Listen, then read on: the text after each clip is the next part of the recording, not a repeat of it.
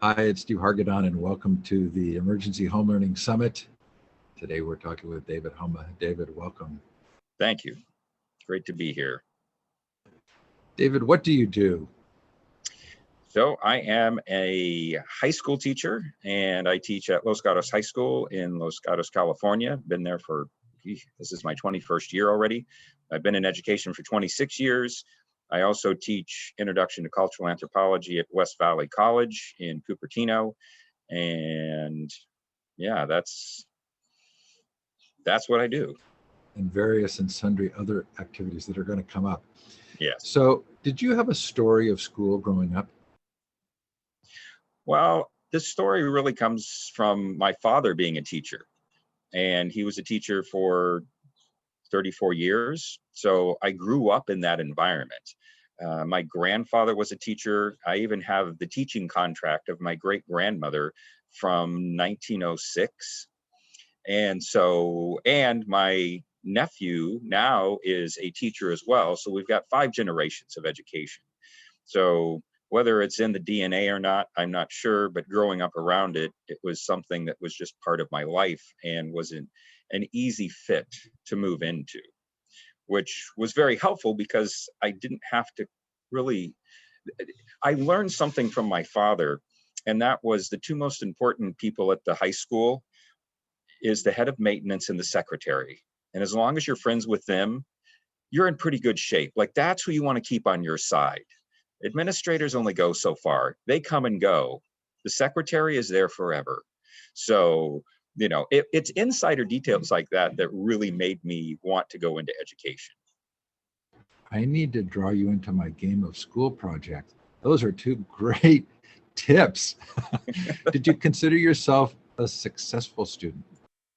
No, no, no. That's why I became a teacher. No, the reality is I was a mainly B, sometimes C student.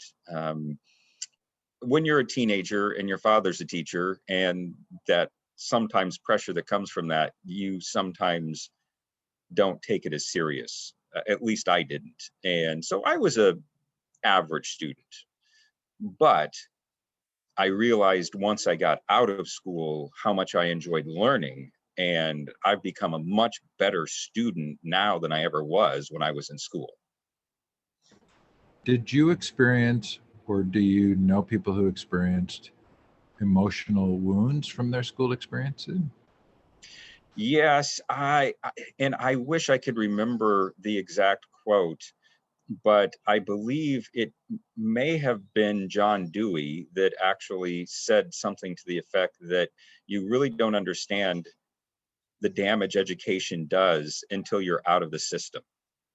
And so, yeah, I think sometimes kids have a hard time seeing beyond the classroom and seeing beyond the grade itself to what actually the experience of learning can be.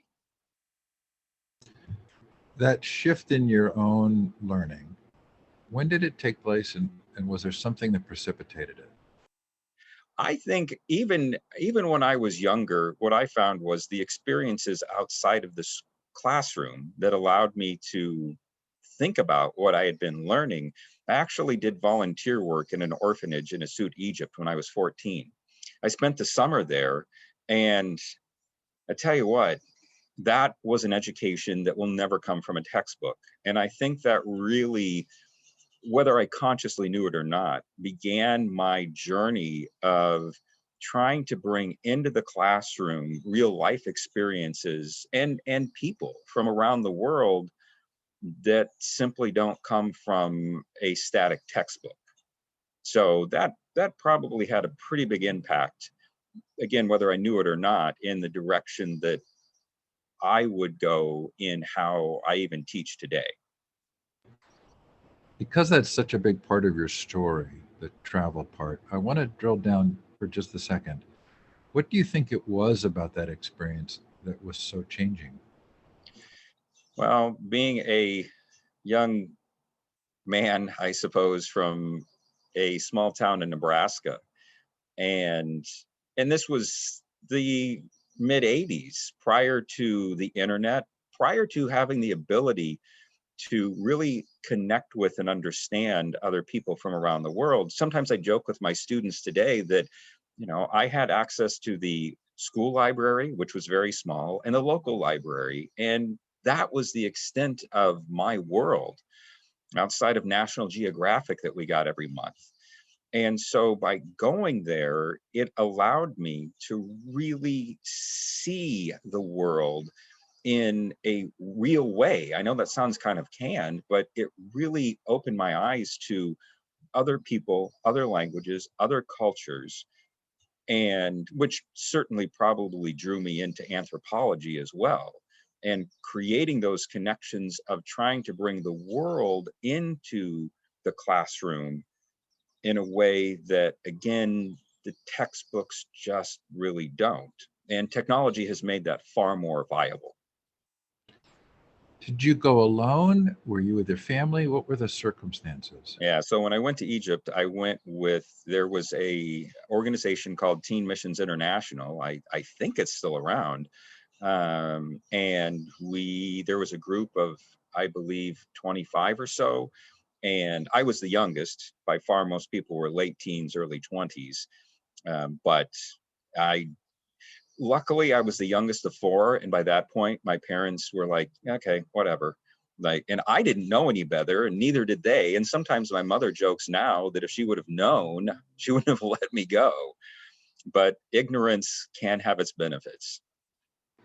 So I was an American Field Service AFS student in Brazil between half my junior year and half my senior year in high school. Mm. I felt like I saw things that I had never really encountered before. It disabused me of a lot of my prejudices about the role of the United States and American culture in the world. And interestingly enough, there were some pretty hard times that in some ways feel like they were maybe the most learning filled. How long were you in Egypt? That time, just about 2.5 months, and then we did a debrief in Israel for about 10 days. And they're actually, oh, go ahead. Oh, please. There was an experience that happened while I was in Israel that really stuck with me. We were in the West Bank in Bethlehem, staying at a school in the dorms there. And it was the first time we had access to an actual bathroom and a decent shower. And we were all going through the process, and one of the guys on the trip, and probably about 20 years of age, was completely soaked up and had turned off the water and was doing all that, and then tried to turn the water back on to wash off. He was the last one in there, and the water didn't come on. And he stuck his head out and was like, hey, what the heck's going on? We didn't know. So somebody went to find somebody to figure out what was going on. And the person came back and said, oh, well, they shut the water off at certain times of the day, and so it's not going to come back on. And at a very young age, that made me realize that politics controls people's lives in ways I hadn't really thought about, from getting something as simple as getting soap in your eyes. And that made me very interested as to how and why that could happen. And so that had a really big impact on my interest in politics and government and control of resources. And so, but yeah, those things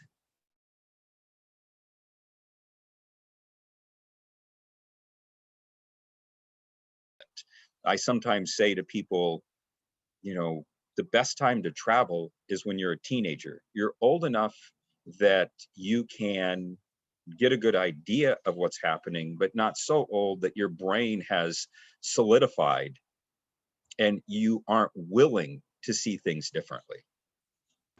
So that brings up a really interesting question, right? So Robert Epstein wrote a really fascinating book called Teen 2.0 about the age at which people become adults, kids become adults. And through the infantilization of youth if they're kept out of adult circumstances as they grow older.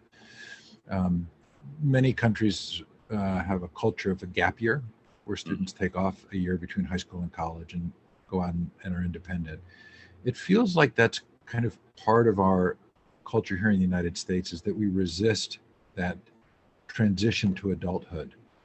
What have your experiences been?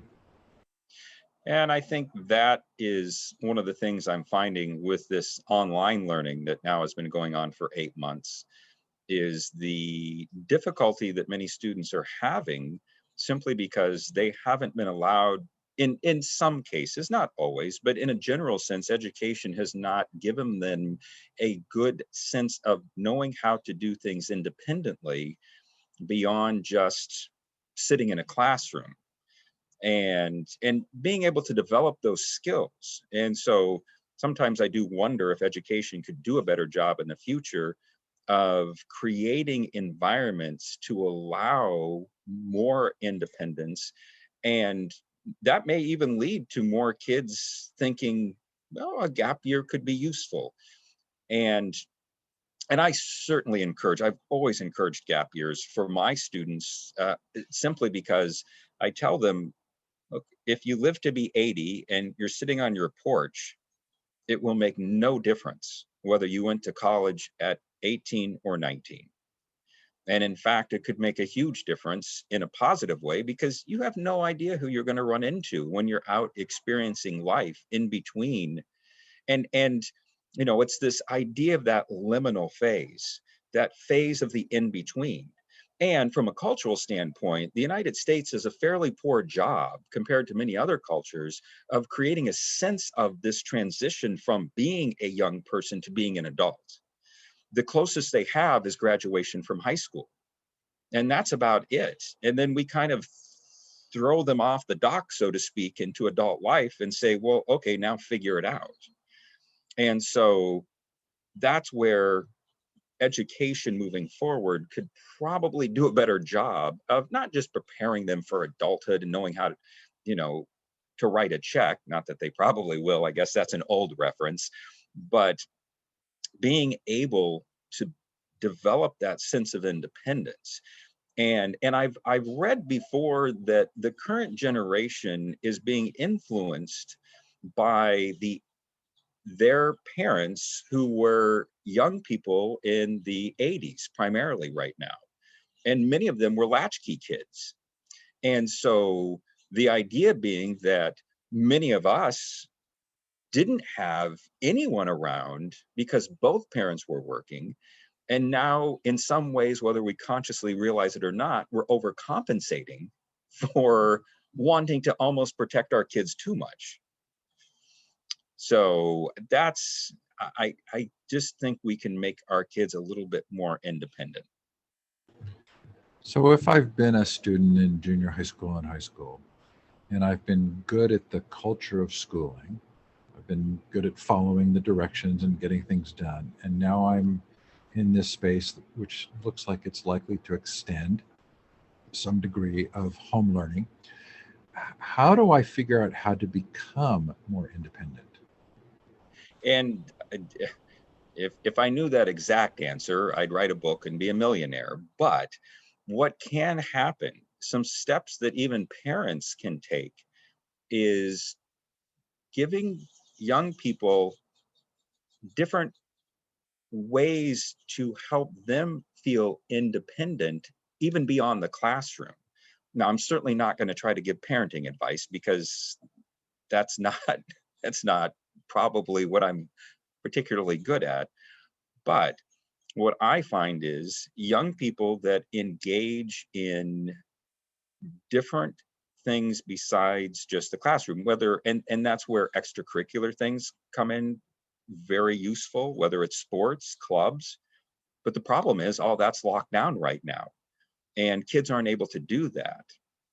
And so what can they do? What can a parent do to make it so that the kids, even in junior high, even elementary school, can develop some sense of independence? And there's certainly, that we had just talked about this even today, the idea of free range parenting. How far do you allow young people to feel a sense of independence, even simply being able to go out on their own? And that's where, again, you can't tell people how to parent, but you certainly can make suggestions as to things that young people can start to do or are given the opportunity to do that I think then will make them better students, even if it's not necessarily related to the classroom itself. Yeah, that's particularly difficult to do in a culture of fear. Yes. And I do wonder if at some point the kids themselves may begin to push back on it. If we look at, and maybe you'll remember the author of the book, The Fourth Turning, and this idea that generationally there are four different groups of generations, and where we are now as the young people begin to possibly push back on the lack of independence. But we'll just have to see how that plays out. Yeah, that's actually one of my favorite books. I as a student of history, I like the idea of cycles of Yes. history and patterns and generational patterns. And Yeah. it does feel like we're at a fascinating moment in the terms of that particular book. We're at that final turning, right, Yes. into to the next stage, um, which does seem to track against some of the dramatic things we're seeing. Yeah. If you looked at your experiences as a student and then as a teacher within with an anthropological mindset, what do you see about American education? How would you classify the last 50 years? Well, I'd even go back further. And obviously, this is my view of it, but it does seem that our education system is still stuck in the 19th century, right?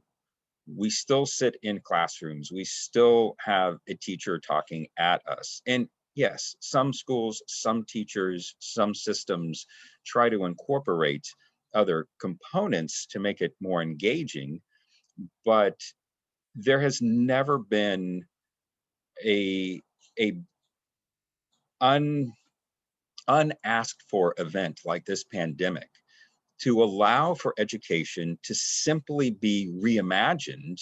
And well, actually, scratch that word. I don't know if even reimagined, but the idea that we can see better ways to educate and help students learn in different ways.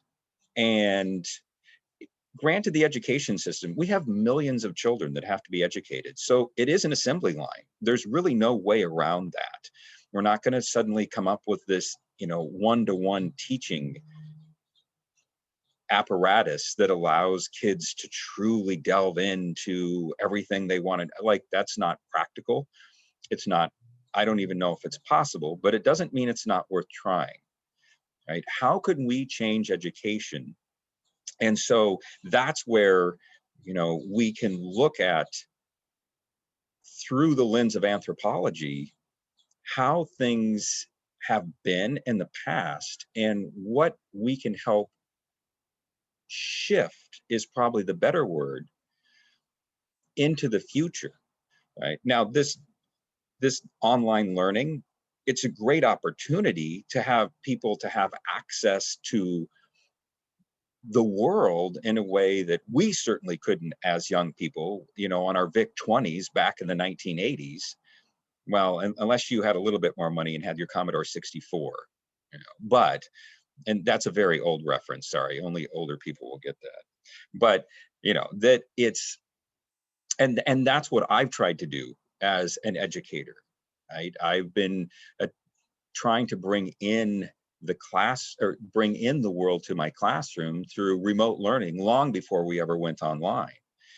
And I do wonder if we can incorporate that down the line. You can't do Zoom classes every day, but we certainly could incorporate the technology and the access to the greater world for students to see things differently and interact with.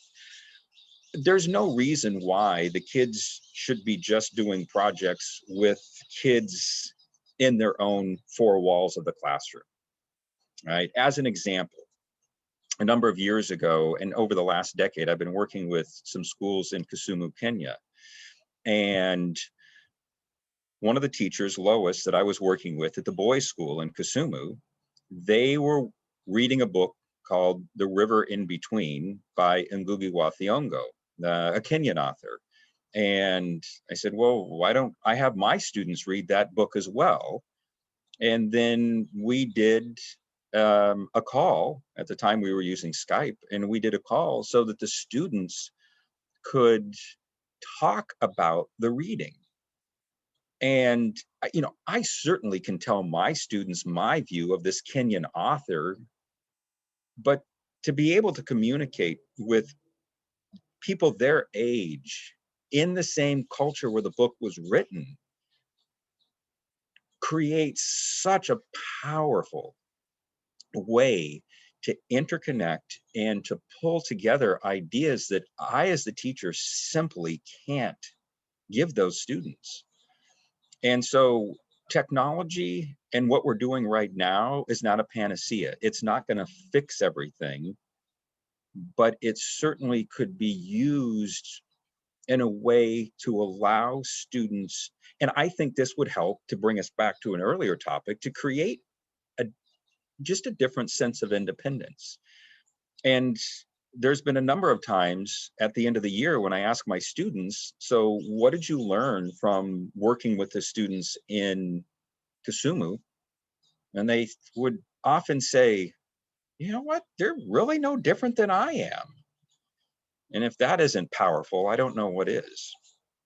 I wonder if part of the confusion and the difficulty now is the collision of two stories, right? So Sugata Mitra, who's also part of this interview series, said that schools perform a social organizing function. Mm-hmm. They help prepare people for the workforce. They identify the manager class. They identify those who are going to be the workers. But we talk about school as though it's a noble enterprise to bring out the best in every individual. So is part of what we're seeing with home learning and Zoom, 7 hours of Zoom a day, that the story we've told about schooling is not actually what schooling has been doing, and so it's created some confusion? Yeah, that's to me a really good way to think about it, and seeing where those, yeah, I like how you're putting your fists together, basically where they bump up against each other but can't actually connect. And that is hopefully what will, educators can learn from this, and again maybe make adjustments, hopefully make adjustments as we move forward, as this, especially this next year, but this will take time, and trying to understand the role of education itself even after this is over. Sometimes I think about, and I'm not saying that this is something we should do here in the United States, but I've spent some time working with educators in England, and looking at their A-level schools, where at 16, they can either continue through the equivalent of our 11th and 12th grade, but it's more like a junior college, versus going into some type of job even at the age of 16. Again, we seem to think that if we educate our kids and then kind of launch them at 18, that things will work and they'll go to college and figure it out there. But again, sometimes that makes me wonder how those ideas bump into each other. Although you do feel like this is a moment of opportunity. Yes, I'm hoping it is a moment of opportunity to see what changes can be made. And if I knew, I would again write a book. But that's where we have to be, I think, in education, very, very careful and very deliberate as we move forward from here. And once schools completely open back up and everybody's back in the classroom, to make sure we challenge ourselves as educators not to simply fall back into the exact identical routine. And I'm not sure quite how that's going to happen, but it's going to take a very thoughtful process. And I certainly hope that both parents who have gone through this and educators have gone through this are able to come together collectively and say what worked, what didn't, how can we take the positives and incorporate that into where this goes into the future.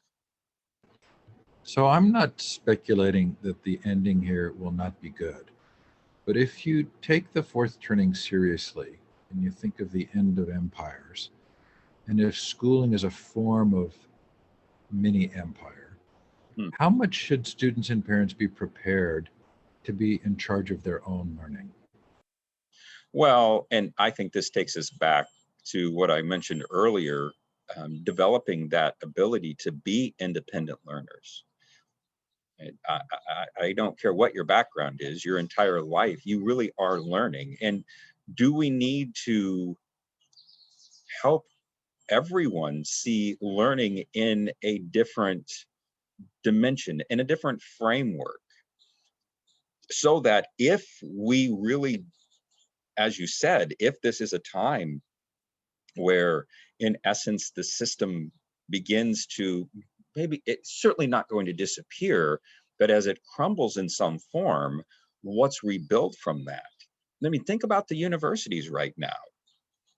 So many of them are realizing that is is the is the price students are paying today financially to go to college more about what they learn or simply more about the experience of having a great dorm room and some really good food.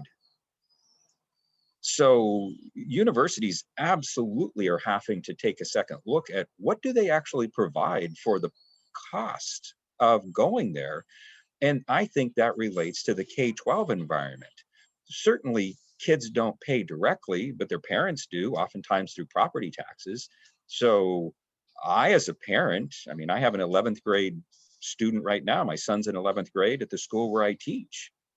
And I do wonder how, again, we will take the positives from this and help.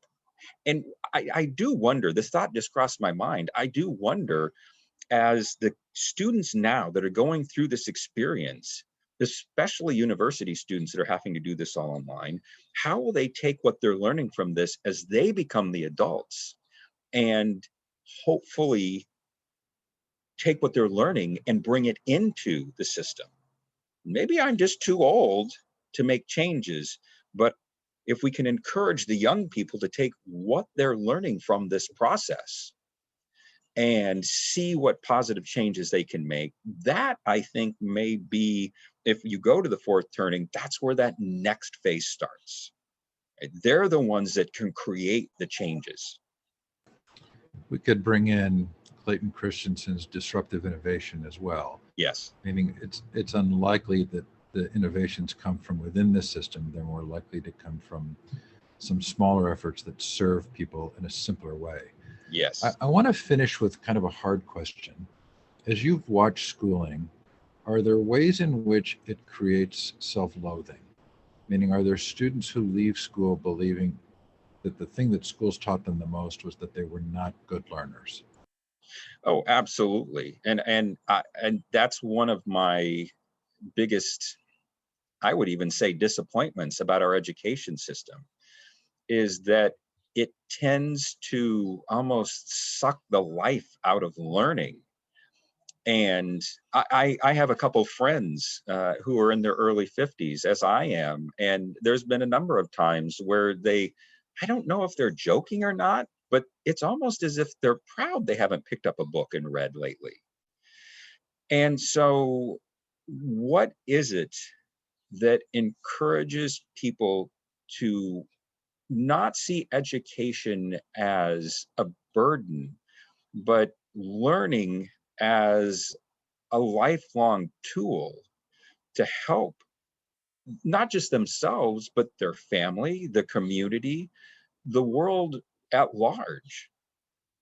And so, to me, it really is about changing the narrative of what education is and what learning can be, so that it isn't often seen as a negative, regardless of, look, some people may hear that and think, well, that's very, you know, I don't know, somebody's trying to get me to want to learn. And look, it doesn't matter if you're a university professor. It doesn't matter if you're a doctor, a lawyer. It doesn't matter if, as my good friend is a car mechanic. Like, there's so many ways that we're always learning. So how can we, as educators, integrate that into how people see what they're doing as they go through the education process, and that it's really a toolkit that then they can use the rest of their life, and it makes it really, really interesting. Sometimes my students will ask me, they'll say, well, what else would you like to do? Like, you know what? If I won the lottery, I'd go back to school full time. Look, there's almost 7,000 different languages to learn. I hardly know English well or good. So why not be excited? And again, it's not that everyone will all of the time, but how do we encourage young people to see learning as a positive and not just something that they're being forced to do? And I think that is going to have to happen, not just in the classroom, but outside of the classroom as well. I helped our youngest daughter with a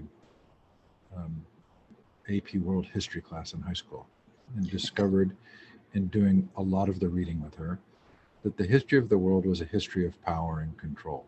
Mm-hmm. And I think it extends down even to personal relationships. There's so much that happens in which power and control are the subtext. If I'm going to say a statement and I'd like you to react to it. If the student doesn't see him or herself as the hero of their own life story, then something is wrong. Yes. Do you agree or disagree? No, I think, and that, to me, the first thing that pops into my head is everything from Joseph Campbell, right? And so that idea that where is that sense of control that they have, at least at some level? I think it goes back to something I learned soon after becoming a parent, and that is, even at a very, very young age, give the kids choice, right? Even if it's two things to pick from, they feel like they have some control. And so, where can that be kind of implemented into the education system itself, right? Even something as simple as saying to a student, okay, is it more work for the teacher? Yes, but here's two assignments. Pick one that you think helps you better learn. And so that idea of some ownership and some sense of control of what they feel that they can learn more about. One of the projects I do in my economics class is I only have them for a semester. It goes by fast. And I have a list of hundreds of books related to the general field of economics, whether it's brain science or economics specifically. And a wonderful book that came out, I think, almost 16 years ago now, is Freakonomics. And that was a great read, and the kids loved the book, but I let them pick the book, right? Yes, okay, Reading of Mice and Men maybe has some usefulness, but in my class, look, pick a book that you think may be interesting. And the great thing is, if they don't like the book, it's not my fault.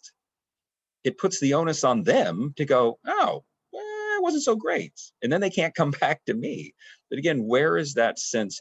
I would really like that by the time I get seniors in high school, they are able to work and are wanting most of the time to work independently, to be able to take ownership and create their own story of how they're learning, what they're learning, and why they're learning.